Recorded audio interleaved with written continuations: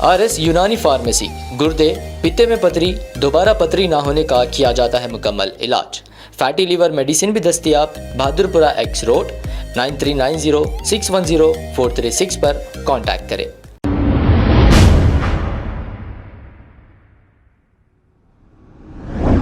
अस्सलाम वालेकुम नाजरीन, 7H न्यूज सच को रखे आपके आगे। आसिफाबाद डिस्ट्रिक्ट जैनूर टाउन में पेश आए वाक़े को लेकर सैयद सलीम ने इस बारे में कुछ तफसीलात बताई है। आइए देखते हैं ये रिपोर्ट। जो फसाद हुआ उसकी मजम्मत करना है और हुकूमत से सवाल करना है कि कांग्रेस की हुकूमत आई जब से ये क्या हालात तेलंगाना के अंदर हो रहे हैं और क्यों हो रहे हैं। सबसे पहली चीज तो ये है कि आसिफाबाद में एक मामूली एक एक्सीडेंट हुआ। एक मुसलमान ऑटो ड्राइवर एक कबायली खातून उसकी ऑटो से टक्कर हो गई। वो खातून नीचे गिर गई और ऑटो ड्राइवर फरार हो गया। इत्तेफाक से ऑटो ड्राइवर मुसलमान और जिसका एक्सीडेंट हुआ वो खातून हिंदू थी। बस इतनी सी बात। हैदराबाद में, तेलंगाना में, हिंदुस्तान में कितने एक्सीडेंट्स होते हैं, बस आदमी को रोन देती है। बस के एक्सीडेंट होते हैं, कई लोग मारे जाते हैं, ऑटो में पैसेंजर चिपक जाते हैं, गाड़ियों के ब्रेक फेल होते हैं, लोग मारे जाते हैं। तो क्या इसका मतलब ये है कि वो ड्राइवर चलाने वाला हिंदू है और मरने वाले मुसलमान? तो क्या हिंदू मुसलमान फसाद हो जाएगा? क्या ऐसा होता है? उसके बाद उसको एक रंग दिया गया, हिंदू मुसलमान का कलर देकर बंद का ऐलान किया गया। जब बंद का ऐलान किया गया तो यहाँ पे पुलिस, हुकूमत, एडमिनिस्ट्रेशन का काम था कि मुनासिब बंदोबस्त करते। खरीब के अजला से आदिलाबाद और खरीब के जितने भी डिस्ट्रिक्ट हैं तमाम की पुलिस को बंद के ऊपर लगाते और सख्ती के साथ जो है वो बंद के ऊपर जो है लॉ एंड ऑर्डर को मेंटेन करते। बजाय इसके वहाँ पे पुलिस की मौजूदगी में मुसलमानों के मकानों को, दुकानों को और मस्जिद के अंदर कलाम मजीद को, जाए नमाज़ों को, मस्जिद को तोड़ना और 22 से 25 करोड़ रुपए का वहाँ पे नुकसान मुसलमानों का करना और पुलिस का वहाँ खामोश बैठ के देखना, एक बड़े ताज्जुब की बात है। मैं चीफ मिनिस्टर तेलंगाना रेवंत रेड्डी साहब से ये सवाल करूँगा, जनाब सीएम साहब, मुसलमानों ने 2023 के इलेक्शन में कांग्रेस को जो वोट दिया, जिसमें हम भी शामिल हैं, हमने भी मुहिम चलाई राहुल गांधी जी के प्रचार के ऊपर, उनकी मेहनत को देख के कि मैं अकेला बीजेपी से, आरएसएस से, संघ परिवार से हिंदुस्तान में लड़ रहा हूं। यकीनन वो लड़ रहे हैं। मोहब्बत की दुकान मैंने खोली है, नफ़रत की दुकान को मैं बंद करूंगा। हमने कहा कि चलो, एक नौजवान जो पढ़ा लिखा, क्वालिफाइड है, अच्छे घराने से है, वो बीजेपी की फिरकावाराना सियासत के खिलाफ वो निकला है, इसीलिए हमने टीआरएस को छोड़ा। क्योंकि टीआरएस मुसलसिल पार्लियामेंट में बीजेपी का साथ दे रही थी, नरेंद्र मोदी का। नोटबंदी से लेके आखिरी बिल तक केसीआर ने साथ दिया, मस्जिदों को शहीद किया, लेकिन फसादात नहीं हुए। केसीआर के ज़माने में लॉ एंड ऑर्डर मेंटेन रहा। कांग्रेस की हुकूमत आई, law and order chief minister साहब के पास है,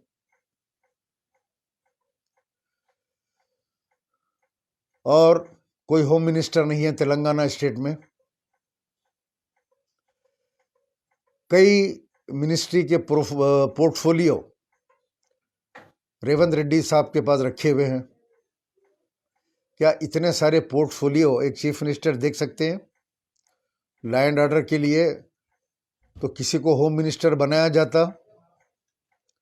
कोई तो तेलंगाना में होम मिनिस्टर होना चाहिए, लेकिन होम मिनिस्टर नहीं है। इस वजह से आज जो हालात रोनुमा हो रहे हैं, उसकी एक जिम्मेदारी होम मिनिस्टर का ना होना है और चीफ मिनिस्टर रेवंत रेड्डी साहब की नाकामी है। किस तरह पुलिस खड़े होकर, आपकी पुलिस लूटम लाट का तमाशा देख रही थी, फिर निजामाबाद आदिलाबाद से पुलिस की गाड़ी आई, वहाँ से लोगों ने फ़ोन करके बताया कि पुलिस की कुमक आई है, लेकिन वो कुमक भी खड़ी हुई है, वो कुमक भी कोई एक्शन नहीं ली।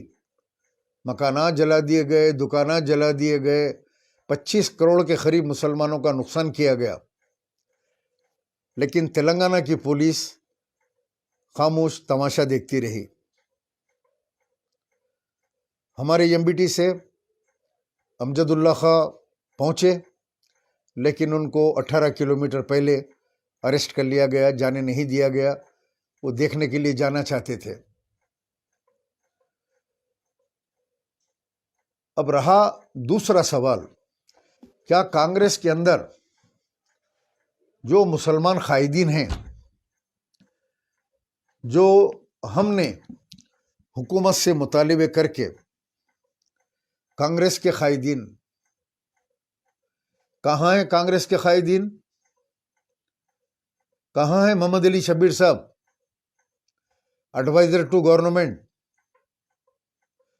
जब मोइनाबाद की मस्जिद शहीद हुई, आज तक मोहम्मद अली शब्बीर साहब का ना बयान आया, ना मोहम्मद अली शब्बीर साहब जाके मस्जिद को देख कर आए। जनाब, किस बात के एडवाइजर है आप? मुसलमान के नाम के ऊपर आपने सीट ली। मैं मुसलमान हूँ, मुसलमानों के लीडर हूँ, मुस्लिम कोठे में आपको जो है एडवाइज़र बनाया गया। आपके मखसूस पट्टे हर थोड़े दिन को आके 4% का बाजा बजाते हैं, 4% मैन। इन्होंने 4% दिया, जिसकी मैंने वजाहत कर दी कि इन्होंने नहीं दिया। 4% रिजर्वेशन वाईएस राजशेखर रेड्डी साहब ने मुस्लिम मुत्तहदा महाज के इजलास में उस वक्त के विखार पाशा साहब के घर के ऊपर आके दिया था। है का मोहम्मद अली शब्बीर साहब? किस बात के एडवाइजर है आप मुसलमानों के, ओबीसीज के? मुसलमान तबाह बर्बाद हो रहा है, आप जाना था, विजिट करके आना था। फहीम कुरैशी साहब, आप एक चीफ मिनिस्टर के दोस्त बोल के आपकी एंट्री हुई, कहाँ हैं आप? मोइनाबाद की मस्जिद के पास तो पहले पहुंच गए आप। आज इतने दिन हुआ मोइनाबाद की मस्जिद की तामीर का काम ही शुरू नहीं हुआ।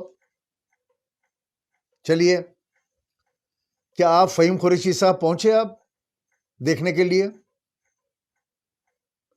यानी यहां इतने हैं, चेयरमैन वक्फ बोर्ड, वो chairman Urdu academy, minority finance corporation chairman, हज कमेटी चेयरमैन, सब अपने अपने गाड़ियों को बत्ती लगा के ऑफिसों में बैठे हुए। अरे बाबा, तुम लोग निकलो, कोई एक क़यादत करो, ये पूरा एक ग्रुप बनाओ माइनॉरिटी का, कांग्रेस का। चीफ मिनिस्टर को रिप्रेजेंट करो, जाके मिलो, बोलो जंगी चरला के अंदर फसाद हुआ था, इतने नौजवानों के ऊपर इतने संगीत दफात लगा के जो है जेल भेजा गया, मस्जिद के सामने डीजे लगा के शरपसंदी कर रहे थे। जाके बताओ, आसिफाबाद की हालत बताओ सीएम को। कहाँ है एमआईएम के सदर साहब? एक वीडियो देखा, सही है या गलत है नहीं मालूम मुझे, मैं डीजीपी को बोला, जब सही है गलत है नहीं मालूम है तो डीजीपी को क्या बोले आप? खाली टाइम के ऊपर अपनी तशहीर के लिए ये बुरी बिरयानी उलमा को लेकर इसमें एक और एक का इजाफा हो गया। अल्लाह माफ़ करे, मुस्लिम पर्सनल लॉ बोर्ड के खालिद सैफुल्लाह रहमानी साहब अच्छे आदमी थे, लेकिन वो भी उन उलमाओं की लिस्ट में आ गए। बुलाते ही चले जा रहे हैं, सीधा बिठा के गाड़ी में लेके चले गए। मैं मुस्लिम पर्सनल लॉ बोर्ड को सीएम के दरवाजे पे ला लिया। निकलो, कहाँ निकलो, सब सारे उलमा निकलो, जाओ दारुस्सलाम को जाके सदर साहब को बोलो कि चलो सीएम के पास, मुसलमानों का 25 करोड़ का नुकसान हो गया, उनको कंपनसेशन दो, दुकानें बना के दो, मकानें बना के दो। बहरहाल मैं इस वाक़ये की शिद्दत से मजम्मत करता हूँ। अगर तेलंगाना के अंदर जिस तरह बीआरएस ख़त्म हो गई, आगे बीआरएस का वजूद भी ख़त्म हो गया, आने वाले दिनों में आप लोग मेरी ये बात लिख के रख लो, आने वाले दिनों में तेलंगाना के अंदर कांग्रेस बामुकाबिला बीजेपी होगा। बीजेपी मजबूत होगी इन फसादात से। मिस्टर रेवंत रेड्डी, 5 साल के बाद कांग्रेस की हुकूमत नहीं रहेगी, तेलंगाना में बीजेपी की हुकूमत आएगी। अगर यही हाल चलता रहा तो बीजेपी मजबूत हो जाएगी और आने वाले टाइम जिस तरह 8 एमपी जीत कर आए, उसी तरीके से कांग्रेस का सफाया होगा और बीजेपी का तेलंगाना में इख्तदार होगा।